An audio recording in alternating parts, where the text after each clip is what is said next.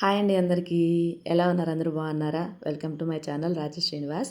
ఈరోజు వీడియోలో మన ఆరోగ్యానికి ఎంతో మేలు చేసేటువంటి బచ్చల కూర పప్పునైతే చేసుకుందాము. ఇప్పుడైతే ప్రాసెస్లోకి వెళ్ళిపోదాము.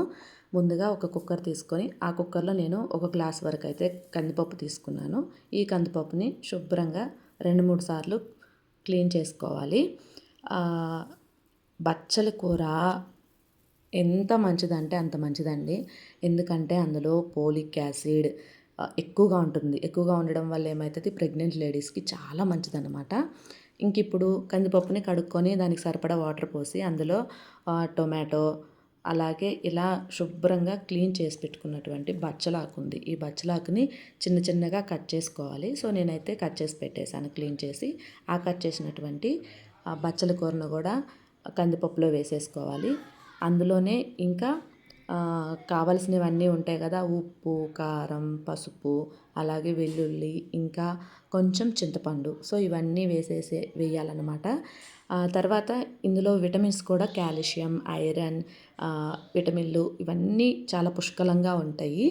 తర్వాత మన బ్లడ్లో అంటే ఎర్ర రక్త కణాలు ఉంటాయి కదా, ఎర్ర రక్త కణాలు ఉత్పత్తి అవ్వడానికి చాలా ఉపయోగపడుతుంది బచ్చల కూర. ఇంకా పోతే మన జీర్ణ వ్యవస్థని శుద్ధి చేస్తుంది. అంటే ప్రేగులు, మన జీర్ణాశయం ఇవన్నీ శుద్ధి చేయడానికి, వాటి పనితీరుని పెంచడానికి చాలా బాగా పనిచేస్తుంది అనమాట ఈ బచ్చల కూర. తర్వాత అన్నీ వేసుకున్నాం కదా, పసుపు, ఉప్పు, కారం, చింతపండు, వెల్లుల్లి వేయలేదు, సారీ. ఉప్పు, కారం, పసుపు, చింతపండు ఇవి వేసేసి కుక్కర్ మూత పెట్టేసి గ్యాస్ మీద పెట్టేశాను. గ్యాస్ మీద పెట్టిన తర్వాత ఒక 3 విజిల్స్ రానిచ్చాను అంతే. సో 3 విజిల్స్ తర్వాత గ్యాస్ ఆఫ్ చేసేసుకోవాలి. సో మీరెవ్వరు కూడా బచ్చలాకుని మిస్ చేయకుండా తినండి. ఇన్ని యూజెస్ ఉన్నాయి. ఇందులో ఫైబర్ కంటెంట్ కూడా చాలా ఉంటుంది. ఓకేనా?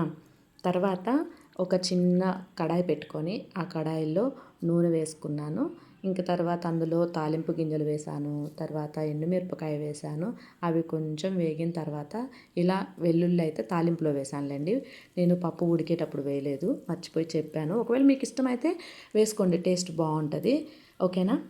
తర్వాత ఇవి కొంచెం వేగిన తర్వాత నేనైతే ఆనియన్స్ కొంచెం ఎక్కువగానే తీసుకున్నాను. ఎందుకంటే మాకు పప్పులో ఇట్లా తాలింపు వేసినప్పుడు ఆకుకూరలు ఆనియన్ ఎక్కువగా ఉంటే బాగా అనిపిస్తుంది అనమాట. ఆ టేస్ట్ అనేది కొంచెం ఫ్లేవర్ కూడా బాగుంటుంది.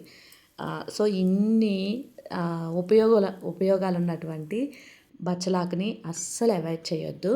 ఓకేనా? ప్రతి వారంలో అట్లీస్ట్ ఒక్కసారైనా తినడానికి ట్రై చేయండి. ఆకుకూరలు ఏవైనా మంచిదేనండి. వారంలో 4-5 సార్లు ఆకుకూరలు తిన్నా కూడా ఏమి ఇబ్బంది లేదు. ఇంకా పప్పు అంటారా, పప్పులో మనకి నాన్ వెజ్లో ఎంత పోషకాలు ఉంటాయో ఇంచుమించుగా పప్పులో కూడా అంతే పోషకాలు ఉంటాయి. ఎవరైనా నాన్ వెజ్ తినని వాళ్ళు ఉంటే మాత్రం వారంలో అట్లీస్ట్ ఒక 3 సార్లైనా పప్పు ఉండేటట్టు చూసుకోండి. అది మధ్యాహ్నమా నైటా అనేది మీ ఇష్టం అనమాట. అలా చూసుకోండి. సో ఇలా అయితే నేను ప్రెషర్ అంతా పోయిన తర్వాత కుక్కర్ మూత తీసేసి కొంచెం స్మాష్ చేసుకున్నాను. తర్వాత అవి కొంచెం ఫ్రై అయిపోయిన తర్వాత ఇలా అయితే కరివేపాకు వేసి మంచిగా కలుపుకుంటున్నాను అనమాట. అంతే కదండి. మన ఆరోగ్యానికి ఏదైతే మంచిగా ఉంటుందో దాన్ని మనం వాడుకోవాలి, తినాలి. కానీ ఈ రోజుల్లో ఉన్నటువంటి లైఫ్ స్టైల్కి అన్నీ మర్చిపోతున్నాం అనమాట. అవునా కాదా? ఇప్పుడు పప్పు అయితే తాలింపు అయితే వేగుతూ ఉండింది.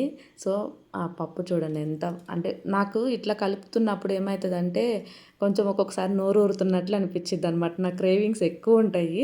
అది కూడా అన్నిటికీ ఉండవులేండి, కొన్నిటికే ఉంటాయి. సో తాలింపు అయితే చక్కగా వేగిపోయింది. ఇలా వేగిపోయినటువంటి తాలింపుని పప్పులో వేసేసుకున్నాము. సో మీరు అస్సలు మర్చిపోవద్దండి. బచ్చల కూర వాడకం చాలా తక్కువ అన్నమాట. ఎవరిళ్ళల్లో అయినా మర్చిపోకుండా బచ్చల కూరని వారంలో ఒక్కసారైనా తినండి. ఓకేనా? సో ఇప్పుడైతే మన పప్పు చేసుకోవడం అయిపోయింది. టేస్ట్ అయితే చాలా అంటే చాలా బాగుంది. మీరు కూడా తప్పకుండా ట్రై చేయండి. ఓకేనా? ట్రై చేసి ఎలా ఉంది అని కామెంట్ బాక్స్లో కామెంట్ చేసేసేయండి. ఈ వీడియో మీకు నచ్చితే like, share, subscribe. Thank you for watching. Take care. Bye.